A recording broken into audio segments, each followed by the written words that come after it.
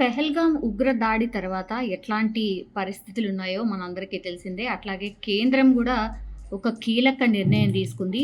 అదేంటి అంటే పాకిస్తాన్‌కి సంబంధించిన పౌరులు ఎవరున్నా సరే, ఏ వీసా ఉన్నా సరే, ఖచ్చితంగా మీరు పాకిస్తాన్‌కి వెళ్ళిపోవాల్సిందే.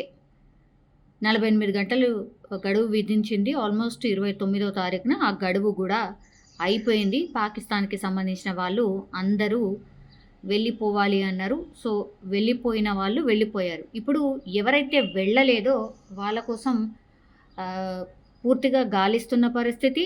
అట్లాగే వీళ్ళ మీద ఇట్లా లీగల్ యాక్షన్ ఏం తీసుకోవాలి అనేది కూడా కొంత ఆలోచన చేస్తున్నటువంటి టైంలో ఇప్పుడు ఒక పాకిస్తాన్ మహిళను రహస్యంగా పెళ్లి చేసుకున్నాడు. అట్లాగే వీసా గడువు ముగిసినా కూడా ఆమెని ఇక్కడే ఉంచిండు మన సిఆర్పిఎఫ్ జవాన్. ఆయన పేరు వచ్చేసి మునీర్ అహ్మద్. సో ఇక మొన్ననే గడువు అయిపోయింది. ఏది ఏమైనా సరే వెళ్ళిపోవాలని చెప్పినప్పటికీ కూడా ఇప్పుడు ఆమెని ఇక్కడే ఉంచాడు కాబట్టి ఇప్పుడు ఆ సిఆర్పిఎఫ్ జవాన్ని ఉద్యోగం నుంచి తొలగించారు. అయితే గత ఏడాది పెళ్లి కంటే ముందు కూడా నేను హెడ్ క్వార్టర్స్ అందరి అనుమతి తీసుకున్న తర్వాతనే పెళ్ళయింది. అనుమతి వచ్చిన నెల రోజులకే పెళ్లి చేసుకున్నా అని చెప్తున్నాడు.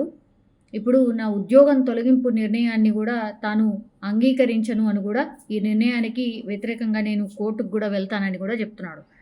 అయితే ఇప్పుడు మొదట్లో ఈ మీడియా ద్వారా నాకు ఈ విషయం తెలిసింది. కొద్దిసేపటి క్రితం నాకు సిఆర్పిఎఫ్ నుంచి కూడా ఒక లేఖ కూడా వచ్చింది. ఇట్లా నీ ఉద్యోగం నుంచి తొలగిస్తున్నాము అనేటువంటిది. ఒక రకంగా మేము షాక్ అయ్యాం. ఎందుకంటే పెళ్లి కంటే ముందు నేను ఒక పాకిస్తానీ మహిళను వివాహం చేసుకోవడానికని మా ప్రధాన కార్యాలయం ఏదైతే ఉంటుందో అనుమతి కోరాను. నాకు అనుమతి కూడా వచ్చింది అని కూడా ఇప్పుడు మునీర్ చెప్తున్నాడు. కానీ ఈ మునీర్ అహ్మద్ విషయంలో ఇప్పుడు సెంట్రల్ రిజర్వ్ పోలీస్ ఒక స్టేట్మెంట్ కూడా ఇచ్చింది. పాకిస్తాన్ మహిళ మినాల్ ఖాన్ను రహస్యంగా వివాహం చేసుకున్నాడు. వీసా గడువు ముగిసిన తర్వాత కూడా ఉద్దేశపూర్వకంగా ఆమెను భారతదేశంలోనే ఉంచిండు అని తొలగించినట్టుగా ఇప్పుడు రిజర్వ్ పోలీస్కి సంబంధించి చెప్తున్నటువంటి విషయం. సో ఇది టోటల్లీ ఒక దేశ భద్రతకు విఘాతం కలిగించడం లాంటిదే అని కూడా అందులో పేర్కొన్నటువంటి పరిస్థితి. కానీ మునీర్ మాత్రం ఏం చెప్తున్నాడు, పాకిస్తాన్ మహిళను నేను వివాహం చేసుకోవాలనే నా కోరికను తెలియజేయడానికి మొదటనే నేను 31 డిసెంబర్ 2022లోనే ప్రధాన కార్యాలయం ఏదైతే ఉంటుందో నేను లేఖ రాసిన, పాస్పోర్ట్ కావచ్చు, వెడ్డింగ్ కార్డు కావచ్చు అండ్ అఫిడవిట్ కాపీ చూపించాలని కోరిండ్రు వాళ్ళు. ఆ తర్వాత అఫిడవిట్తో పాటుగా నా తల్లిదండ్రులు, జిల్లా అభివృద్ధి మండలి సభ్యుల అఫిడవిట్లను కూడా అన్నీ కూడా నేను ప్రాపర్గా సబ్మిట్ చేసిన. అయితే 2024 ఏప్రిల్ 30న ప్రధాన కార్యాలయం నుంచి నాకు ఆమోదం లభించింది. హెడ్ క్వార్టర్స్ నుంచి ఎన్ఓసి అడిగినప్పుడు అలాంటిది ఏం లేదు, నిబంధన ఏమీ లేదని వాళ్ళే చెప్పిండ్రు అన్నటువంటి మాట చెప్తున్నారు. ఇప్పుడు వీడియో కాల్ ద్వారా నేను పెళ్లి చేసుకున్నా అంటుండు. అది ఎప్పుడు? గత ఏడాది మే 24న నేను వీడియో కాల్ ద్వారా పెళ్లి చేసుకున్నా. ఆ తర్వాత 72వ బెటాలియన్కు మ్యారేజ్ ఫోటోలు కానీ మ్యారేజ్ సర్టిఫికెట్లు కానీ సమర్పించా. ఫస్ట్ 15 రోజుల వీసాపై ఫిబ్రవరి 28న తొలిసారిగా భారత్కు వచ్చినప్పుడు మార్చిలో లాంగ్ టర్మ్ వీసా కోసం దరఖాస్తు చేసుకున్నా. ఇంటర్వ్యూ వంటివన్నీ కూడా నేను పూర్తి చేసేసిన. సో ఇంతలోనే ఇప్పుడు పాకిస్తాన్ వాళ్ళు ఎవరైతే ఉంటారో వాళ్ళందరూ వెళ్ళిపోవాలనేది వచ్చింది.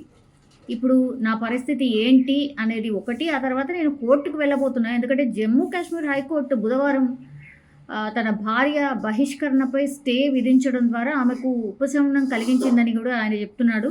ఈ నిర్ణయంతో తాను సంతృప్తి చెందలేదు. మరికొద్ది రోజుల్లో కోర్టుకు వెళ్తాను, అక్కడ తనకు న్యాయం జరుగుతుందని ఆశిస్తున్నట్టు మునీర్ చెప్తూ ఉన్నాడు. సో పెహల్గాంలో ఉగ్రదాడి తర్వాత ఇప్పుడు పాకిస్తాన్ పౌరులు దేశం విడిచి వెళ్ళిపోవాలి. ప్రభుత్వం అయితే క్లియర్ కట్ ఆదేశాలు ఇచ్చింది.